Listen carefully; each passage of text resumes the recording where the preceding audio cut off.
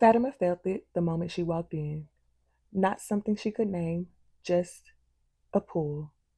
Like the room already had a rhythm and she'd stepped into the middle of it. And him, he called himself a lion. Not loudly, not for show, just in the way that he carried himself. Steady, self assured, like control wasn't something he reached for. It simply existed around him. It almost made you forget he was a Sagittarius, just like her. Melly didn't speak much. She didn't need to. A quiet Libra, she held the kind of presence that didn't compete, it balanced. Watching everything with soft precision, like she already understood how the night would unfold. Fatima moved the way she always did, open, curious, a little too willing to follow a feeling just to see where it led. But tonight, she wasn't just moving, she was aware of him, of her, of the silent language passing between them. Watching didn't feel intrusive. That's what surprised her. It felt natural, measured, like every moment was shared on purpose. He never rushed, and Melly never hesitated. Fatima told herself she was fine just observing, that she didn't need to step in. But curiosity had a way of creeping in quietly. What would it feel like to be on the other side of that control? Her fingers brushed the rose tucked in her bag and she smiled to herself. Of course she brought it.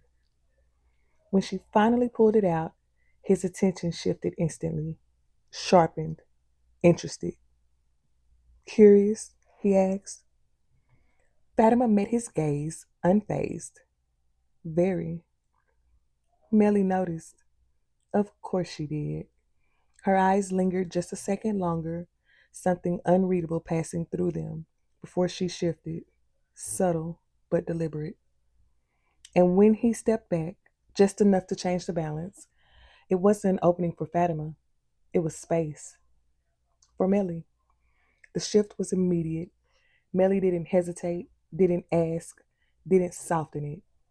She stepped forward with a quiet authority that felt completely different from his, less commanding, more precise, direct, certain, demanding without raising her voice. Fatima felt it in her chest before she could even process it. That shift, that control, that confidence. And instead of resisting it, she leaned in. Because this was new. Not just watching, not just wondering, but witnessing a different kind of power and realizing how much it pulled at her.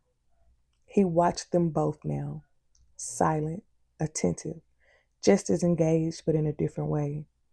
Because control, for him, didn't mean holding the center at all times. Sometimes it meant knowing exactly when to step aside and letting something just as powerful take over. Melly never broke her focus, never lost that calm, steady presence, but there was something firmer in it now, something unmistakably intentional. And Fatima, she didn't question it, didn't overthink. She let herself feel it, respond to it, explore it. By the time the night softened, nothing had been explained, nothing labeled, but everything had shifted.